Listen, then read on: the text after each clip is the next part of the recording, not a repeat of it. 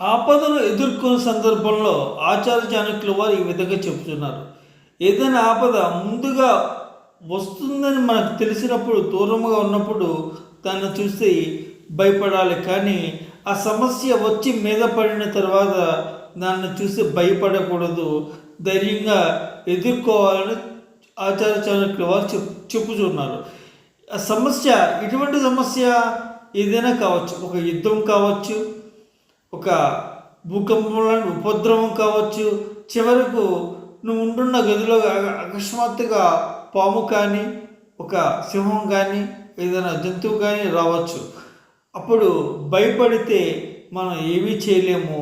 దాన్ని ధైర్యంగా ఎదుర్కొన్నట్లయితే ఆ సమస్యను అధిగమించవచ్చు.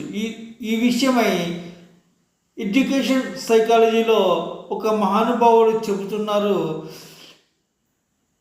ధైర్యముతో సమస్యను ఎదుర్కొంటే ఆ సమస్యను సగం విజయం సాధించినట్లే. అది ఒక భూకంపమైనా కావచ్చు, యుద్ధమైనా కావచ్చు, చివరకు ఒక పామైనా కావచ్చు. భయపడితే మన భయాన్ని అదునుగా చూసి పాము తను కూడా భయపడి కరవచ్చు. ధైర్యంగా ఎదుర్కొన్నట్లయితే ఆ పాము కానీ, ఆ సింహం కానీ, ఆ జంతువు కానీ, చివరకు యుద్ధానికి వచ్చిన శత్రు సైనికులు కూడా నీ ధైర్యాన్ని చూసి భయపడి పారిపోవచ్చు. Thank you. దయచేసి సబ్స్క్రైబ్ చేయండి, అందరికీ షేర్ చేయండి, లైక్ చేయండి. Thank you.